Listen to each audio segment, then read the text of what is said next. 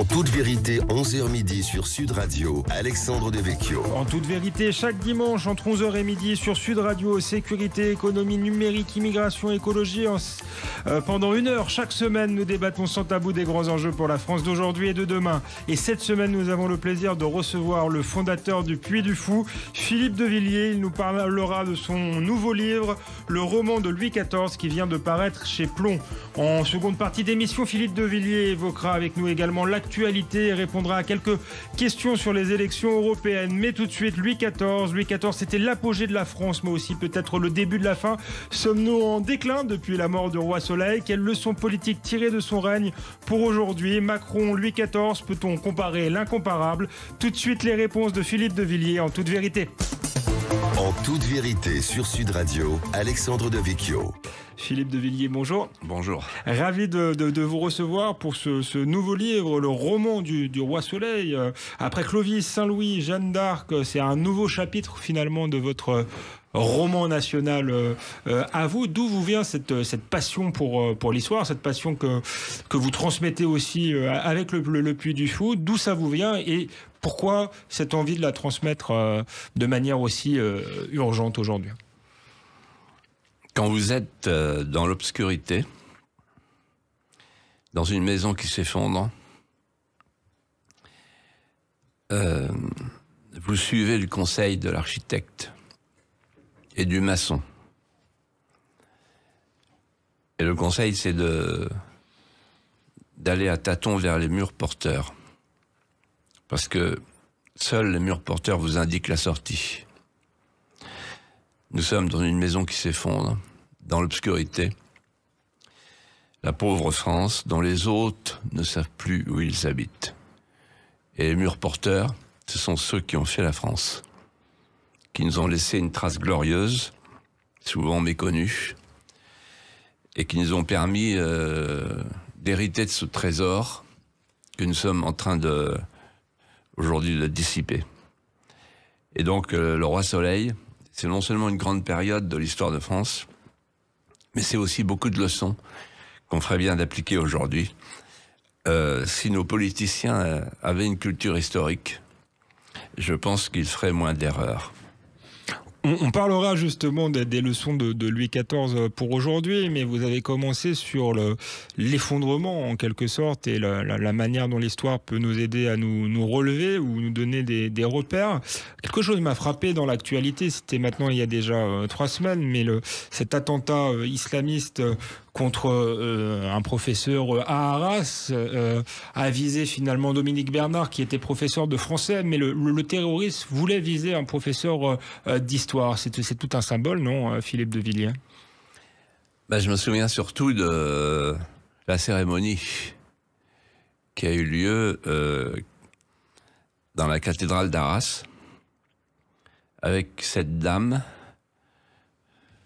aimante au lutrin, souffrante, lumineuse, et qui explique qu'il ne faut pas regarder son mari comme une victime, parce qu'une victime tombe malgré elle, mais plutôt comme un héros, en l'occurrence un héros littéraire, qui tombe pour nous, pour la France tuméfiée, la France humiliée, la France abattue, afin que nous soyons capables de saisir d'une main leste et avec un peu d'élégance de sa main, de la main du héros littéraire, dans une nation qui est un acte littéraire, Roncevaux, tu tourneras ma tête vers France la Douce, de saisir son panache. Et c'est la grande leçon de Dominique Bernard. C'est la leçon d'un professeur de lettres qui aimait la France à travers sa littérature, à travers le verbe vivant. Je pense que dans les semaines qui viennent, dans les mois qui viennent, dans les années qui viennent, on regardera cette disparition symbolique comme une sorte d'allégorie. C'est un monde qui meurt. C'est une civilisation qui meurt. Jacques Déliat, ce grand poète breton, disait quand un paysan meurt, c'est comme une bibliothèque qui brûle. J'ajouterais, quand un professeur de lettres cultivé est assassiné, c'est la civilisation qu'on blesse mortellement. Justement, effectivement, cette civilisation est attaquée et on attaque effectivement les professeurs de lettres et les professeurs d'histoire. Est-ce que c'est justement parce que la littérature, l'histoire, ce sont des remparts finalement dans ce choc de civilisation? Et est-ce que, en exaltant notre histoire, nos grands hommes, vous espérez faire rempart, Philippe de Villiers? Moi, j'ai été marqué par un professeur d'histoire qui, lorsque j'étais en classe de 5e, a mis sous nos yeux une miniature du XVe siècle qui s'appelait le Jardin de Paradis. Et ce Jardin de Paradis figurait les figures idéales de la France, représentait les figures idéales de la France. Il y avait un palice d'osier armorié, c'était le pourtour du jardin, qui deviendra le précaré de Vauban. C'était l'idée du jardin de tempérance, le jardin du 7e climat. En face du jardin d'Éden, il y avait le jardin de la tempérance, c'est-à-dire la France. La deuxième figure, c'était la domina, la femme, la maîtresse, celle qui domine la dame de haut port et de seigneurie du temps de la chevalerie, et qui va donner Notre-Dame. La France, dira Michelet, à partir de cette miniature, est une femme, la France est une mère, la France est une dame, la France est un acte de tendresse morale. La dame au pied de la croix, figure de la consolation et de la désolation, Notre-Dame, à partir du XIIIe siècle, patronne de la France. Et la troisième figure, c'est celle que j'ai eu le plus de mal à décrypter. C'est un petit Jésus avec un psalterion. Et en fait, on m'a expliqué tardivement que c'était le Verbe vivant. C'est-à-dire, en fait, en France, les mots sont des notes, le psalterion. Le Verbe se fait chair, il est vivant. Et le Verbe passe par la musique. Ce qui fera dire un jour à un grand homme de théâtre, Louis Jouvet, le théâtre, c'est le Verbe. Et en fait, la France, c'est le Verbe. C'est-à-dire que la France est née, c'est la seule nation qui soit née comme un acte littéraire. Tu tourneras ma tête vers France la douce. C'est Roncevaux, c'est Roland, c'est la chanson de geste. La France est née à partir de cette chanson de geste. Bon, il y aura Bouvines, mais la chanson de geste a été fondatrice. Et c'est pour ça que aujourd'hui, la France qui voit l'écriture inclusive remplacer sa langue et la détruire, c'est un drame absolu. C'est un drame, c'est le drame de ses héritages, de son patrimoine vital. Oui, attaqué par l'écriture inclusive, attaqué aussi par le wokisme, l'idée de faire table rase, d'effacer finalement la culture ou de réécrire l'histoire parce qu'on n'accepte pas ce qu'on appelle les heures sombres, comme si l'histoire était quelque chose de totalement manichéen. On a parlé tout à l'heure de la menace islamiste. Est-ce qu'il y a une menace wokisme et est-ce que les deux menaces finalement se conjuguent aujourd'hui? Oui, elles se conjuguent. Mais ça durera pas. Parce que les islamistes, en fait, comme on l'a vu en Iran, ils feront un sort aux wokistes quand viendra le tour des wokistes. Effectivement, les communistes en Iran ont été les premiers à être décapités, si j'ose dire, voilà, quand l'ayatollah Khomeini a pris le pouvoir. Mais, alors qu'ils avaient cheminé ensemble. Alors, pourquoi ils cheminent ensemble? Parce que les islamistes et les wokistes veulent que nous nous mettions à genoux, que nous fassions repentance. C'est en train de se faire. Pour que nous fassions repentance, il faut que nous changions notre regard sur notre propre histoire. Il faut que nous acceptions d'être, et je prends les mots des wokistes du livre de Bronstein, nous sommes des esclavagistes, colonialistes, des hommes blancs. Le petit homme de Kipling avait du sang dans son biberon, disent-ils. Et donc, il faut que nous acceptions de dire que tout notre passé est affreux, puisque nous avons un passé colonial. Et l'idée des wokistes, c'est de décoloniser la France. Et en fait, les wokistes vont décoloniser la France et les islamistes la recolonisent. Et donc, il y a entre les wokistes et les islamistes un partage du travail. D'un côté, les wokistes décivilisent et ensuite, les islamistes recivilisent. Une fois que les premiers ont fait la table rase, les seconds arriveront, ils arrivent déjà, pour reciviliser. Ils vont quand même avoir un problème. C'est toutes ces affaires de la théorie du genre. Parce que là, ils vont entrer en conflit, comme c'est déjà le cas dans certaines écoles en Belgique ou au Canada.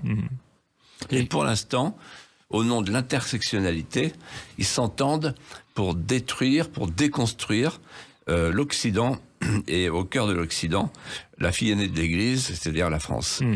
Il y a effectivement les wokistes, il y a aussi un parti politique qui a beaucoup fait parler ces dernières semaines, c'est la France Insoumise qui a beaucoup cheminé finalement avec, qui semble cheminer avec les islamistes, très complaisante avec ce qui s'est passé au Proche-Orient avec le Hamas. Là aussi, ça rappelle ce qui s'est passé en Iran, Philippe de Villiers. Alors oui, mais là, moi j'ai une vision assez optimiste par rapport à ce qui s'est passé avec Madame Obono, Jean-Luc Mélenchon, dans le drame d'Arras, pour la raison suivante. Pendant des décennies, vous étiez trop jeune pour connaître les débuts de cette époque, mais moi j'ai connu ça. Pendant des décennies, il y avait un partage accepté entre la droite et la gauche. La droite avait des positions et la gauche avait le magistère moral. Et la gauche avait ce que Laurent Fabius avait appelé une exigence morale. Et la droite s'acceptait comme légèrement fascisante et légèrement... Du côté là, la morale, du coup, n'est plus à gauche, le parti fascisant et peut-être la France Insoumise. On en reparle après une courte pause sur Radio. On continue aussi également à parler de votre livre, Le roman du roi Soleil. C'est chez Plon, ça vient de paraître, c'est passionnant. À tout de suite sur Sud Radio avec Philippe de Villiers.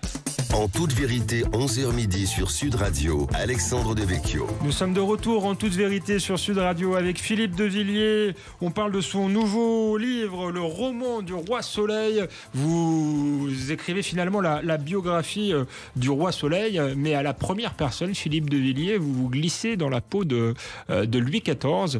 Pourquoi choisir de faire comme ça des biographies à la première personne ?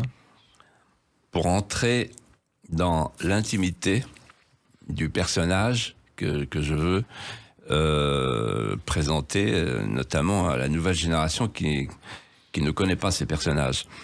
Et là, en l'occurrence, à regarder pendant des années, d'un œil attentif, le célèbre tableau du célébrissime Hyacinthe Rigaud,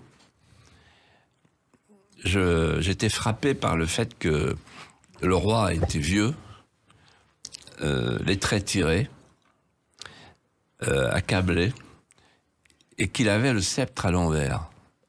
Et je me suis dit, je vais lui remettre le sceptre à l'endroit. je vais présenter le roi à travers ses enfances, ses élans, ses ferveurs, ses grands mots. Il aimait parler, il frappait les mots comme des médailles, et entrer dans son intimité pour voir ce qu'étaient ses arrière-pensées régaliennes. Voilà, et donc j'ai écrit à la première personne. Et d'ailleurs, le livre commence à la première personne en disant « Je suis né avec 2 dents de lait ». C'est vrai. Mais c'est drôle parce que les historiens, qui sont souvent des médecins légistes, Oui. Ils repèrent pas ce genre de détails. Est-ce que l'histoire, c'est aussi ça? C'est aussi quelque chose de très incarné, finalement, et c'est pour ça que vous avez essayé de l'écrire à la première personne. On est de plus en plus dans de l'histoire sociologique, où on prend beaucoup de distance. Vous aimez les anecdotes historiques, l'incarnation, ce qu'est l'histoire faite de chair, finalement, et c'est comme ça peut-être qu'on la transmet le mieux. C'est-à-dire qu'en fait, il faut, pour comprendre l'histoire, il faut... Michelet, Max Gallo, Alain Decaux et Franck Ferrand. C'est-à-dire qu'il faut toutes les histoires, mais la petite histoire se loge dans la grande histoire et souvent l'explique.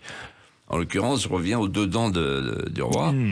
La nourrice, Madame de la Giraudière, fait part de sa surprise à ses supérieurs, et les ambassadeurs eux-mêmes envoient ce qu'on appelle aujourd'hui des téléx, envoient des messages à leur chancellerie, notamment l'ambassadeur de Suède qui dit « Il ne se contente pas de tarir le lait de ses nourrices, il a eu 7 nourrices en 6 mois, mais il est mort les mamelons. Et donc il faut se méfier de ce roi qui est prête à mordre. Voilà. Et en réalité, Mazarin, en apprenant cela, que son filleul a 2 dents, va dire c'est le roi qu'il nous faut. Voilà. Mais en fait, c'est une sorte de symbole prémonitoire. Voilà. Donc je raconte cette histoire parce qu'elle est frappante. Ouais, et elle va montrer aussi l'évolution de Louis XIV, plutôt chétif au début, et qui va mordre en fait et prendre de l'envergure. Alors il va mordre, mais surtout il est pas comme les autres, quoi. Il y a une illustration de cette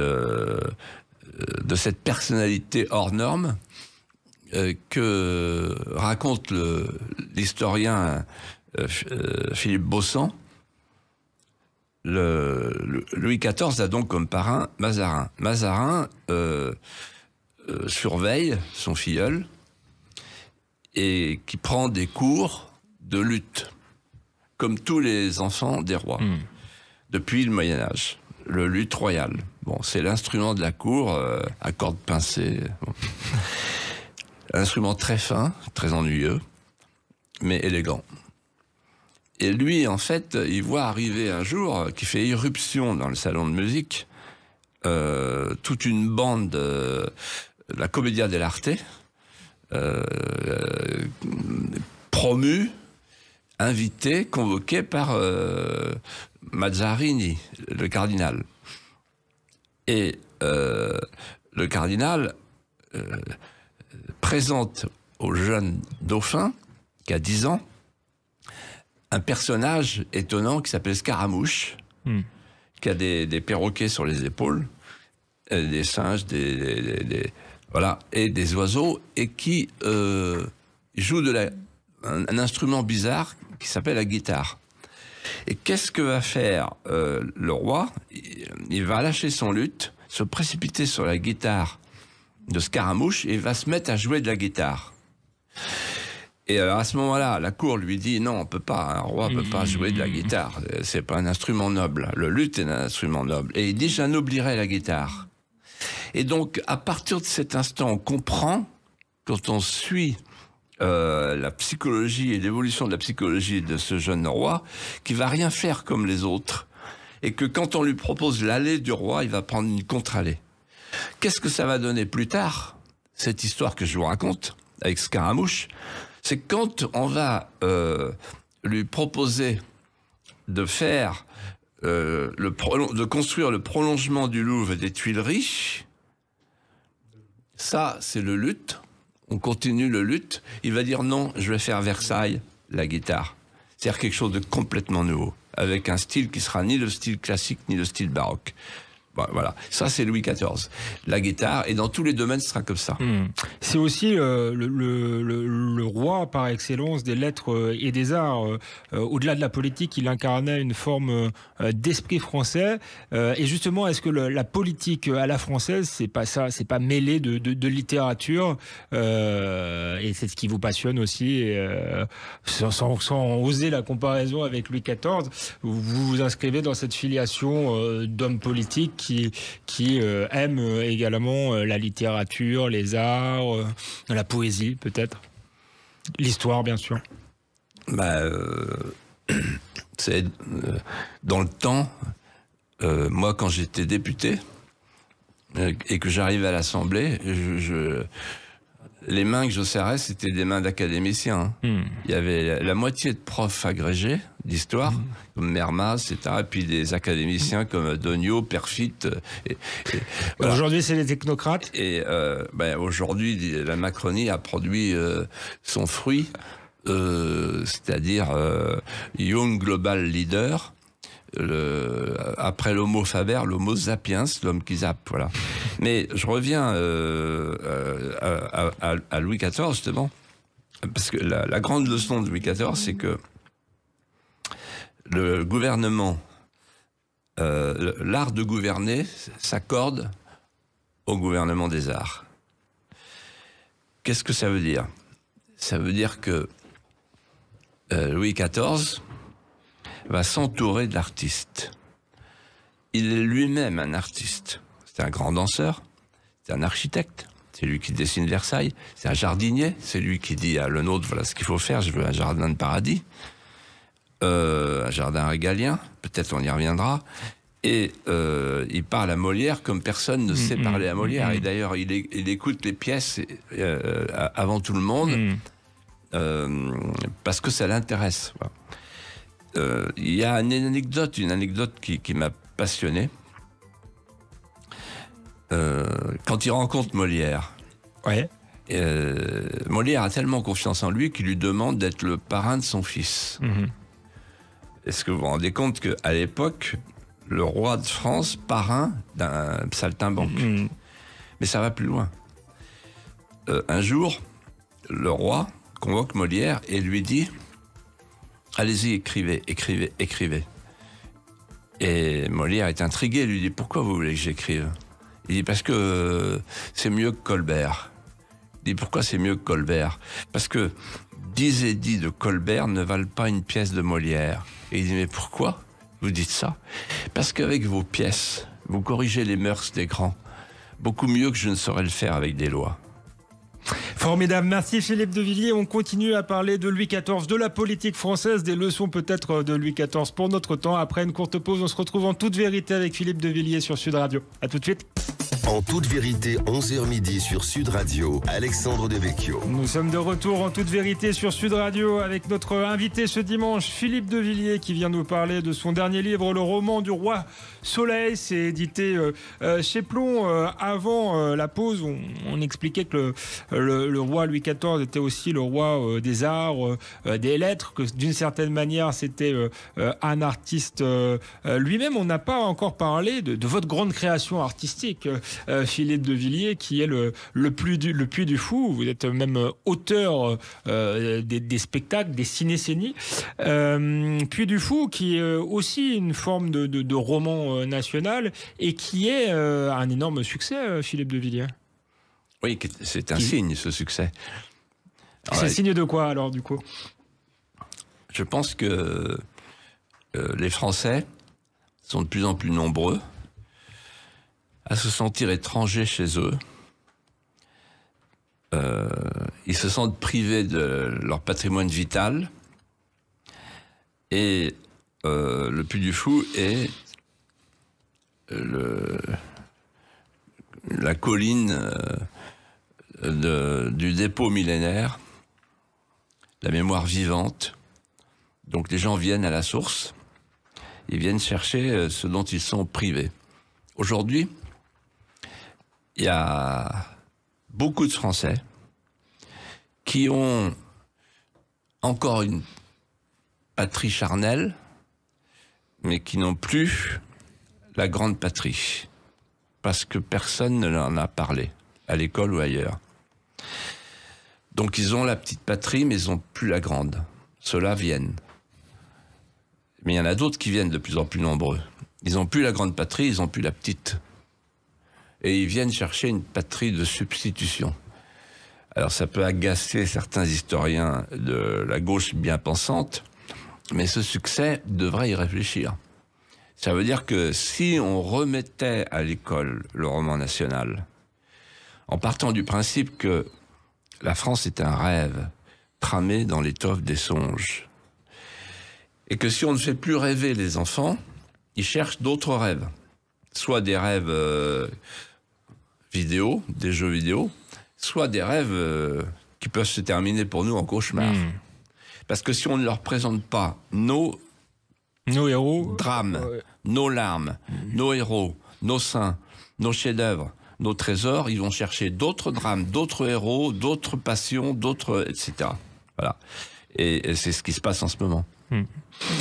Philippe de Villiers, oui, vous l'avez dit, c'est votre parc, malgré son succès, est attaqué par des historiens bien pensants de gauche, par France Télévisions, on l'a vu récemment. Comment vous expliquez toutes ces attaques, et est-ce que ça vous passe par-dessus finalement tout ça? Alors, je vais vous dire,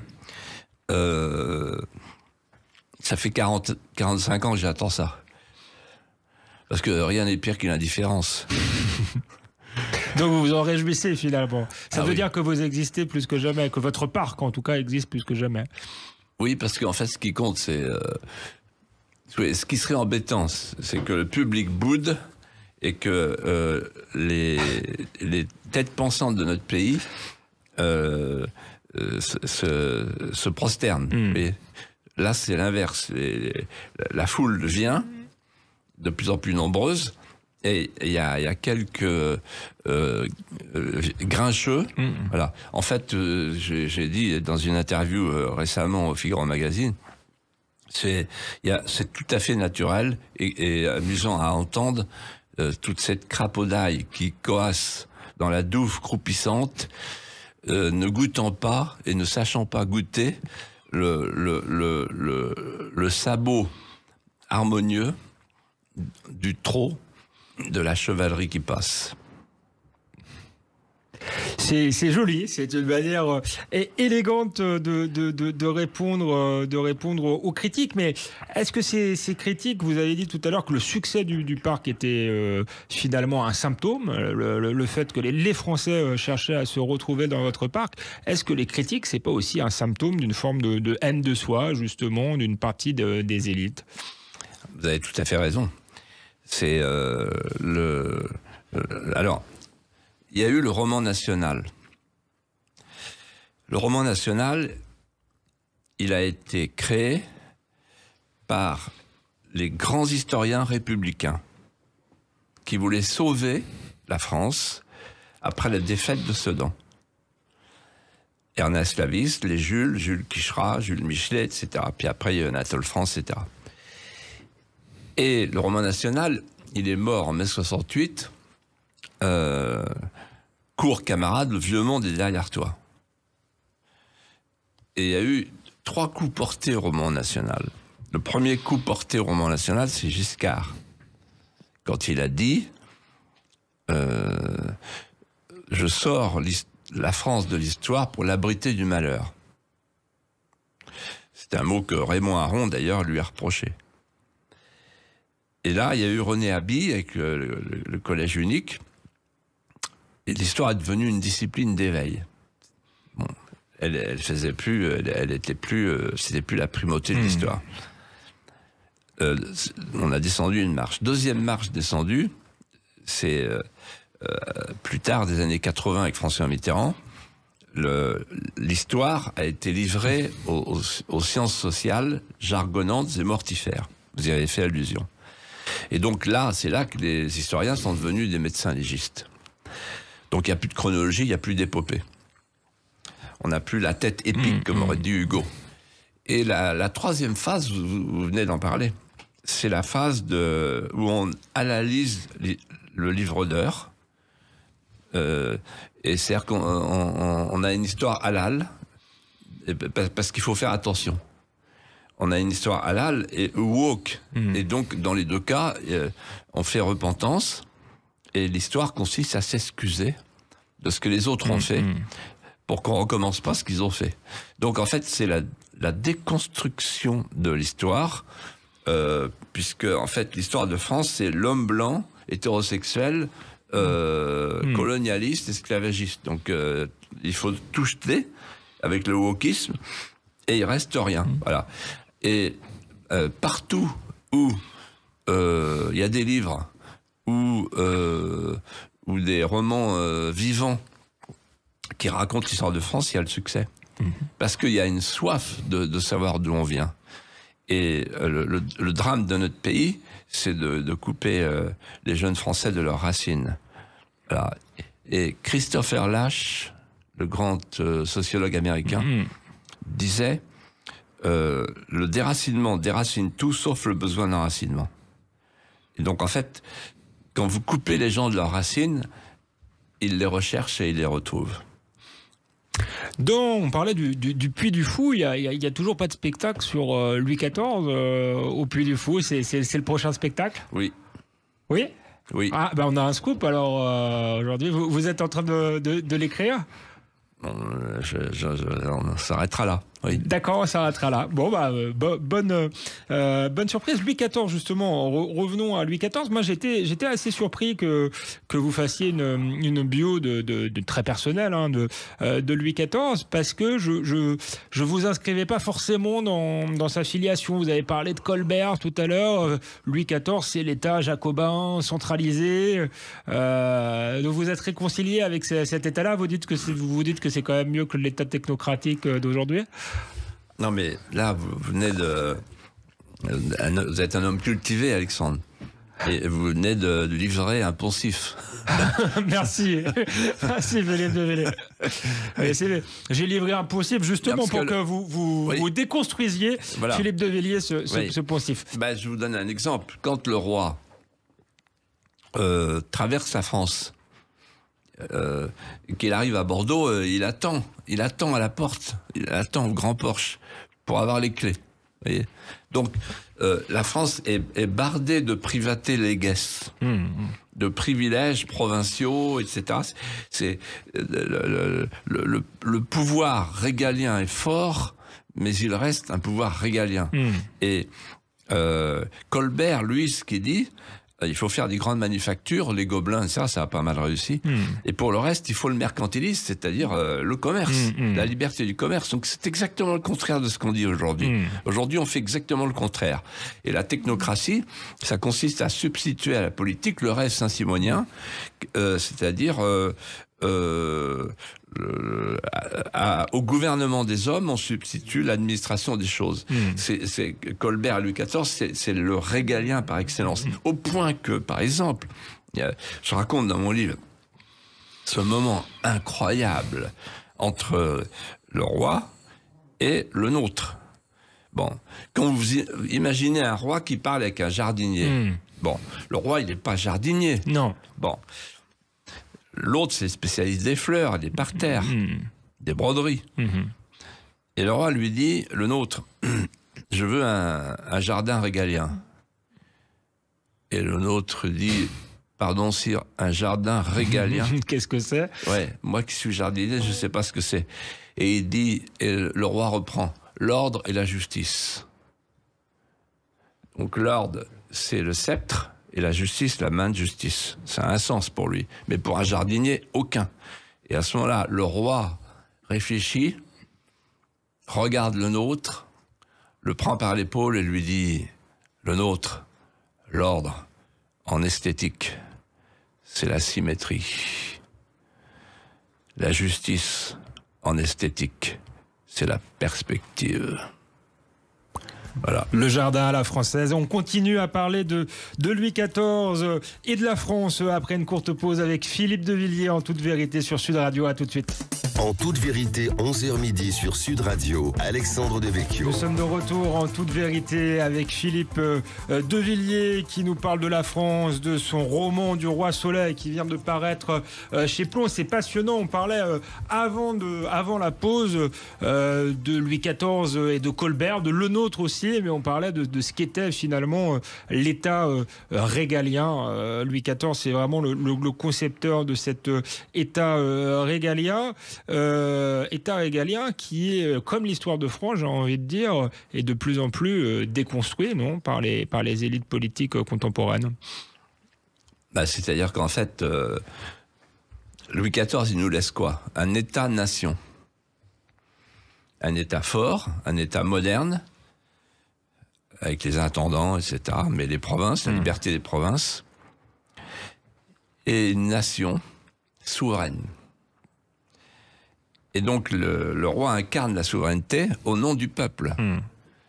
Et Louis XIV, en fait, il a eu 3 intuitions.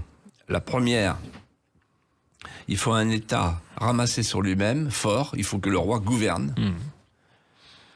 Ensuite, il faut abaisser les grands. Les féodaux, une partie de la noblesse. C'est une préoccupation capétienne depuis Saint-Louis. Abaisser les grands, donc les attirer à lui pour en fait les mettre sous surveillance. C'est la cour. C'est la cour. Et puis ensuite, maintenir le Parlement à sa vraie place. Les juges ne sont pas des législateurs. Ils sont là pour enregistrer les édits et non pas pour les disputer.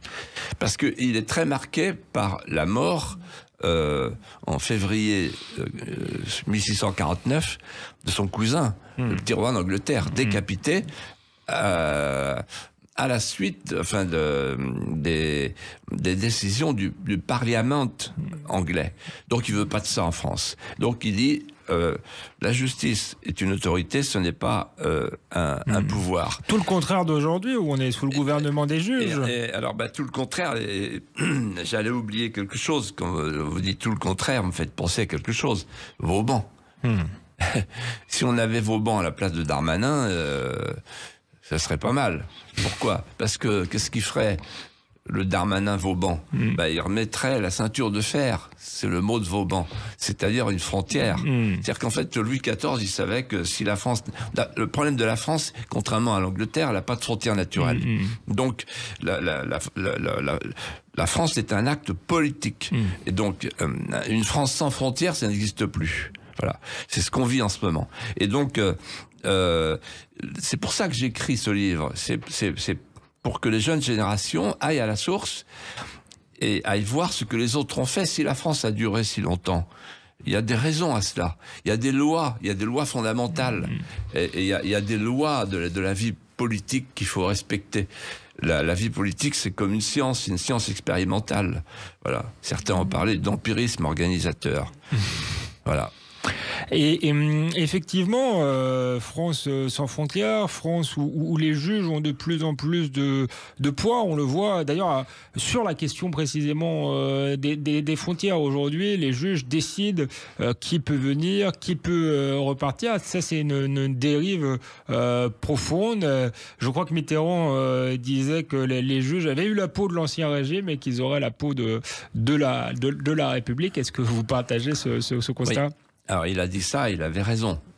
Mais, je dirais, à François Mitterrand, ce que je lui avais dit en 1991, si vous faites Maastricht, vous allez tuer à nouveau D'Artagnan et vous allez tuer la France. Et il a fait Maastricht. Et Maastricht, c'est le transfert de la souveraineté. Et les Français n'ont toujours pas compris. Ils n'ont toujours pas vu, sauf une toute petite minorité de gens lucides, que quand vous transférez votre souveraineté, vous n'êtes plus souverain. Vous n'avez plus les manettes. Vous êtes un manchot. Vous avez plus, vous pouvez plus appuyer sur l'accélérateur ou le frein. Donc, on est dans une Europe qui est infiltrée par l'islamisme, qui n'a pas de frontières internes et qui se conçoit comme un espace sans frontières. C'est pas moi qui invente le mot. Un espace sans frontières. Et donc, en fait, il n'y a pas de frontières extérieures, pas de frontières intérieures. C'est le caravansérail. Un jour, au Conseil de Laeken, en 2001, je me souviens, ça m'avait beaucoup frappé, j'avais demandé une définition de l'Europe et le Conseil avait répondu, la définition de l'Europe, c'est la démocratie. Et il n'y a pas d'autre frontière à l'Europe que la démocratie. C'est pour ça d'ailleurs qu'on va faire entrer l'Albanie et la Roumanie. Là. On va passer à 35, 45 pays. Il n'y a aucune raison de s'arrêter. Voyez. Et donc en fait, à partir du moment où on construit une nouvelle nation qui surplombe les nations, qui les diminue, qui les humilie, et qui n'a pas de définition comme un corps physique, comme un corps social, on a une Europe donc sans racines, sans tête, sans âme et sans corps. Cette Europe, elle est vouée à disparaître.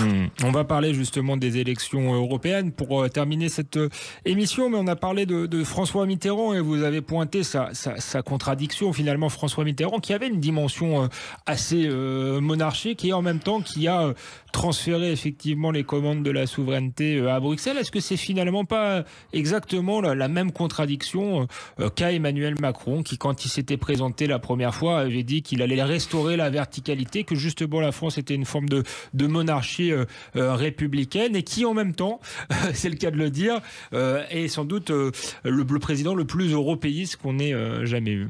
Et on voit le résultat en 6 ans. Il a parlé à la Sorbonne en 2017 de la souveraineté européenne. C'était ça son idée. En fait, vous ne pouvez pas avoir 2 souverainetés. Soit vous avez la souveraineté européenne, soit vous avez la souveraineté française. Bon. Et vous pouvez pas être à moitié souverain. Marie-France Garot disait très bien, une femme peut pas être à moitié enceinte. Voilà. Donc vous êtes souverain, vous n'êtes pas souverain. Et le résultat, c'est quoi? Regardez en ce moment. La France